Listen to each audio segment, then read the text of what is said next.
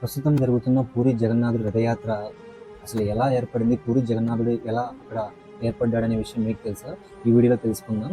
కొన్ని వేల సంవత్సరాల క్రితం ఒడిస్సాలోని ఒక గిరిజన ప్రాంతంలో విష్ణువు నీలానాథుడిగా ఏర్పడడం అయితే జరుగుతుంది.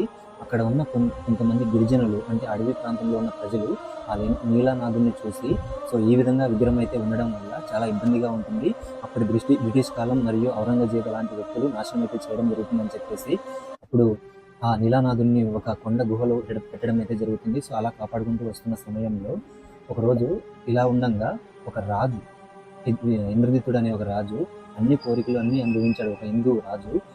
అప్పుడు ఏమవుతుందంటే ఆ రాజు నేను విష్ణువుని చూడాలనేసి పరితపించిపోతాడు.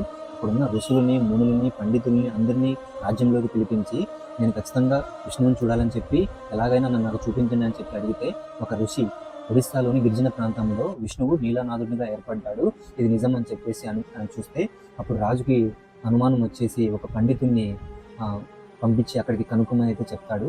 అప్పుడు ఏమవుతుందంటే ఆ పండితుడు అక్కడున్న గిరిజన నాయకుడితో వాళ్ళందరితో కలిసిపోయి కొద్ది రోజులు అక్కడే ఉండిపోతాడు. గిరిజన నాయకుడిని వాళ్ళ కూతురి ప్రేమలో అయితే పడడం అయితే జరుగుతుంది. వాళ్ళ కూతుర్ని ప్రేమించి పెళ్లి చేసుకుంటారు.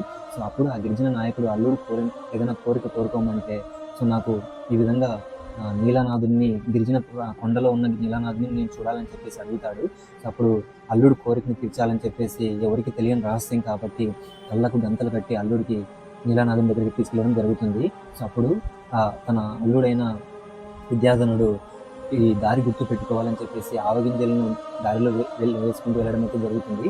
అప్పుడు ఏమవుతుందంటే ఆ విద్యాధనుడు చూడడం అయితే జరుగుతుంది నీలానాథుడిని.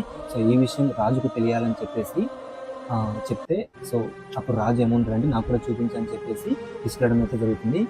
పార్ట్ 2 నెక్స్ట్ వీడియోలో వస్తుంది, చూడండి. కంటిన్యూ చేస్తుంది పార్ట్ 2 పూరి జగన్నాథుడు అసలు ఎలా ఏర్పడ్డాడు ఆ విగ్రహం అని చెప్పేసి.